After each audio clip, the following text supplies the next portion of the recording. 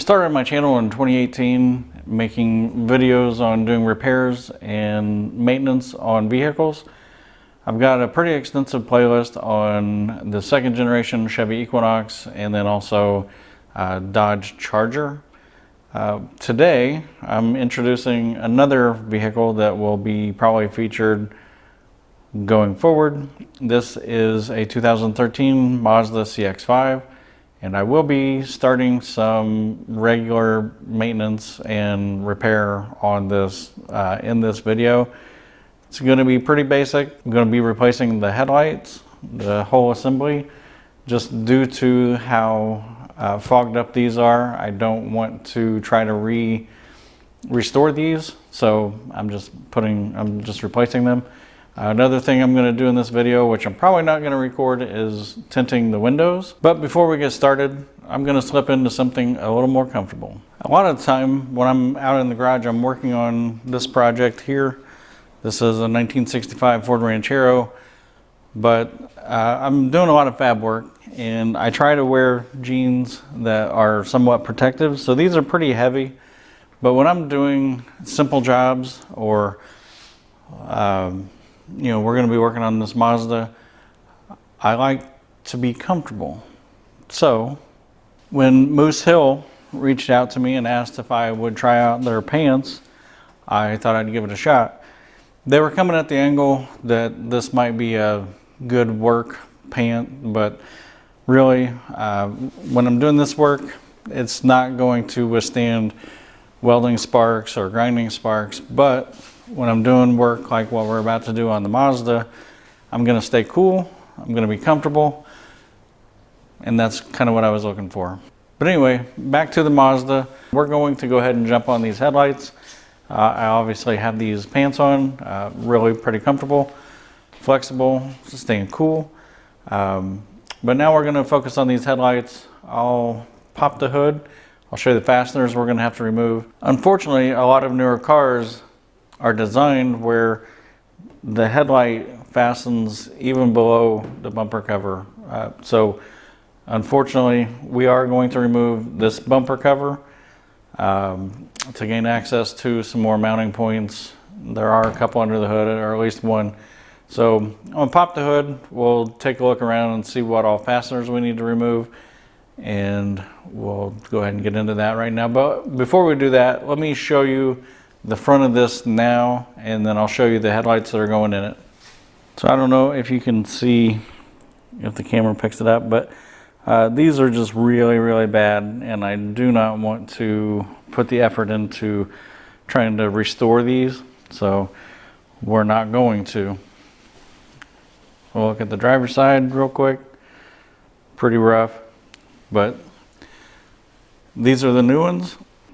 One thing that we can do by looking at the new ones is get an idea for where the mounting points are. And here, like I said, the bumper is going to fit right up in between the headlight and here. But we've got these that are going to be behind the grill. Here's at least one mounting point that's below, or in behind the bumper cover. So there's just a lot of different things to get in the way and make us have to remove these remove the bumper cover in order to get these off. So I'm going to go ahead, like I said, we're going to jump under the hood and start looking for fasteners to remove. Obviously we've got the hood up. I'm going to show you some fasteners that we're going to remove. We've got 10 millimeter here. We are going to have a number 3 Phillips here, and then we've got some plastic clips. This is a tool that I will have a link in the description below for helping you remove these clips.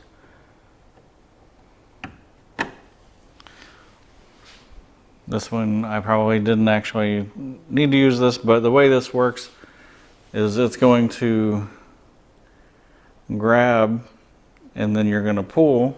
But like I said, this one just came right out. So I'm going to put you on time lapse. I'm going to remove these here at the top and then we'll move down around the wheels and the bottom.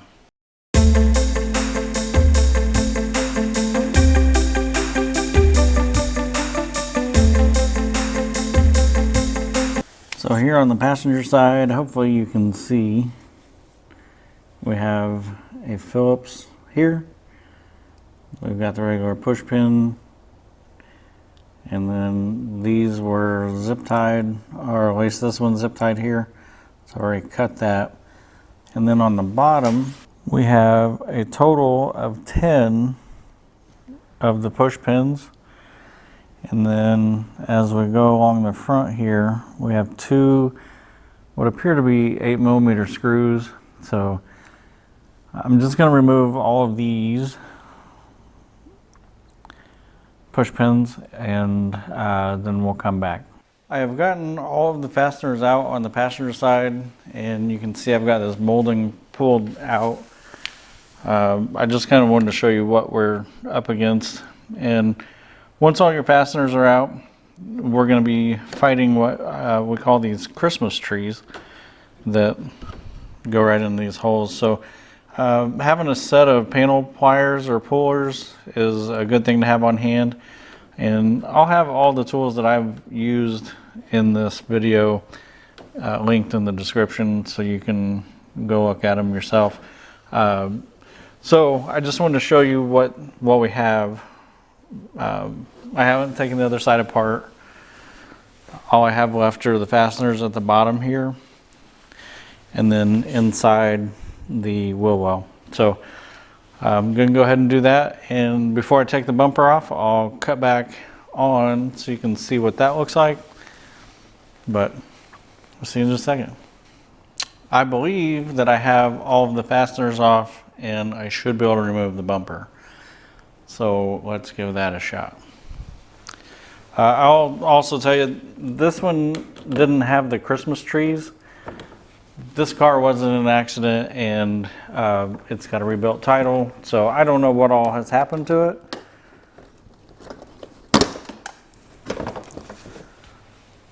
So what we did there, we'll do on the other side, but basically there's some little cleats here that latch on to some holes. Maybe you can see them, maybe you can't. I'll show you once I get this off. So we're going to do that on this side.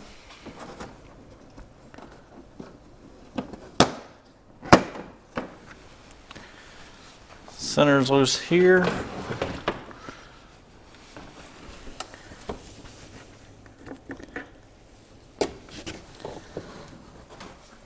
And the whole bumper comes off just like that. And to show you what I was talking about, there's some tabs. It's missing one here, but there's a tab here and a tab here.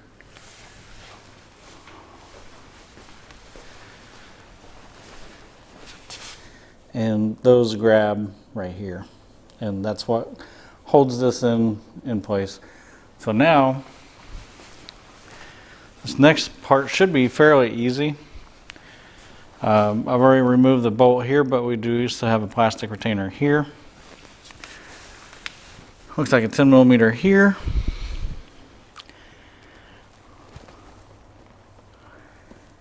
And that might be it.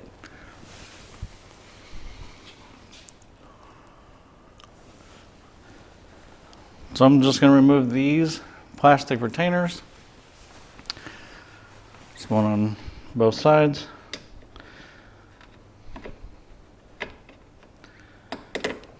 That one they didn't try real hard to get back in there.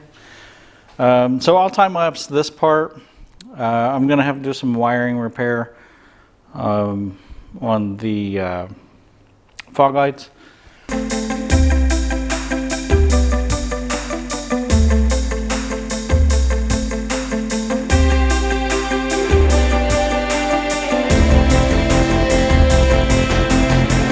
So if you're doing this job, don't get discouraged at this point where the whole front end of your car is taken apart.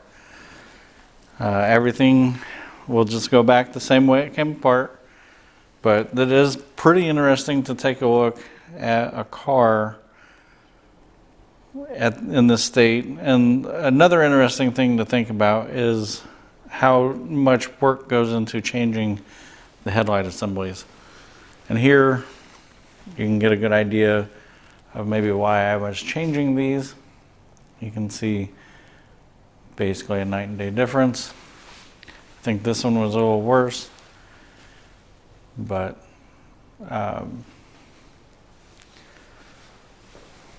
yeah, I have to swap everything over from the light bulbs over to here. And I'm also noticing there's some interesting wiring that has happened that I'll probably take care of while I'm here. So I'll take care of getting everything switched over, then we'll come back when I'm putting these back in.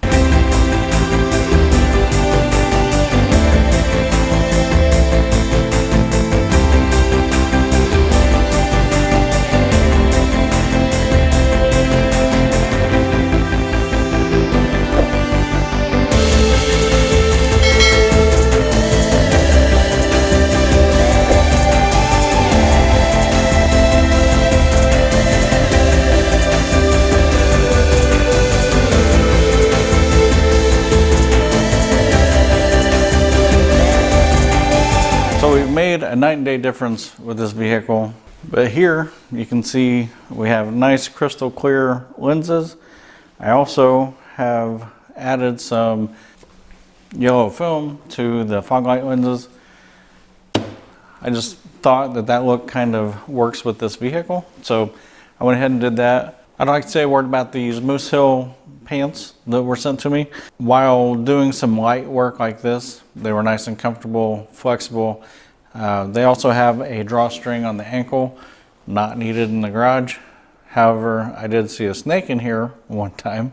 But that being said, if you're interested in some outdoor hiking pants, I'll put a link in the description for these pants. And I have several more videos to come on this. It is absolutely not a show vehicle. This is my daily driver. I just want to make it decent. If you have any questions, put them in the comments below. I'd be happy to answer any questions you might have on this particular job.